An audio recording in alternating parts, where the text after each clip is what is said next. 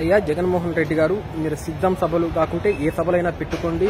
10 లక్షలు కాదు 50 లక్షల మందితో అయినా మీరు సభలు పెట్టుకునే వెసులుబాటు మీకుంది. అది మీ హక్కు, రాజ్యాంగం మీకు కల్పించిన హక్కు.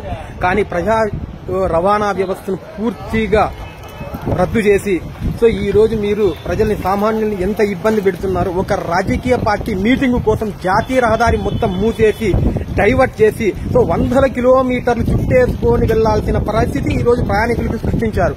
ఈ రోజు నేను బెంగళూరులో మా ఊరికి బయలుదేరమని ఈ రోజు బెంగళూరులో 8 గంటలకు బయలుదేరితే ఇప్పటికి టైం 3:30 అవుతుంది. నేను ఇప్పటికీ ఇంకా పావుగూడ బస్టాండ్ లో ఉన్నా. బయలుదేరిన వెంటనే మా ఊరికి డైరెక్ట్ బస్సులు లేవు.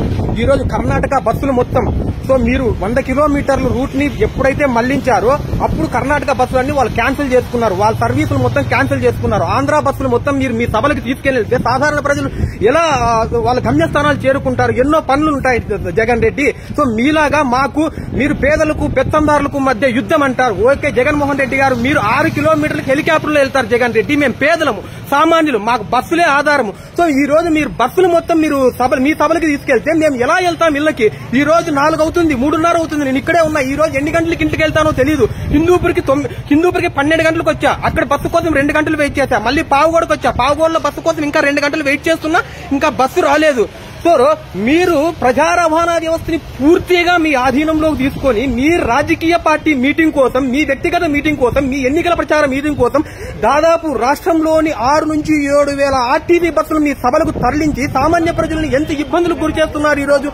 ఓకే, ఏ రాజకీయ పార్టీ అయినా అధికారంలో ఉన్నప్పుడు కొద్దో గొప్ప ఆర్టీసీ బస్సులు, ప్రభుత్వ బస్సులను వాడుకుంటుంది. ఎంతవరకు ప్రయాణికులకు ఎటువంటి ఇబ్బంది లేకుండా 20 నుంచి 25% 30% బస్సులు మాత్రం వారి పార్టీ మీటింగులకు కావచ్చు, వారి సభలకు కావచ్చు వాడుకుంటారు. కానీ ఈ రోజు మీరు రాష్ట్ర వ్యాప్తంగా ఉన్న బస్సులు మొత్తం దాదాపు 6,000 బస్సులు, అంటే 80% బస్సులు మీ మీటింగులకు తరలించి సామాన్యులను ఈ రకంగా ఇబ్బంది పెట్టడం ఎంతవరకు సమంజసం? జగన్మోహన్ రెడ్డి గారు, మీరు కూడా గమనించాలి.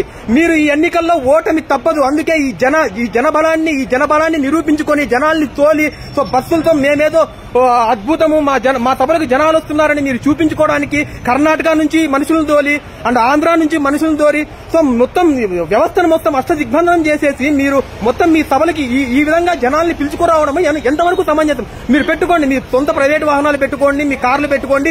అవసరమైతే నీ ఆస్తుల నుంచి తీసి 10 హెలికాప్టర్లు కొనుక్కొని తోలు జనాల్ని. 50,000 మందిని కాదు, 1,00,000 మందిని తోలు. కానీ ప్రజా రవాణా వ్యవస్థని ఎందుకు మీరు ఇంత మీ ఆధీనంలోకి తీసుకొని సామాన్యుల్ని ఎందుకు ఇన్ని ఇబ్బందులు గురి చేస్తున్నారనేది ఒక సామాన్యునిగా నేను ప్రశ్నిస్తున్నా ఈ రోజు.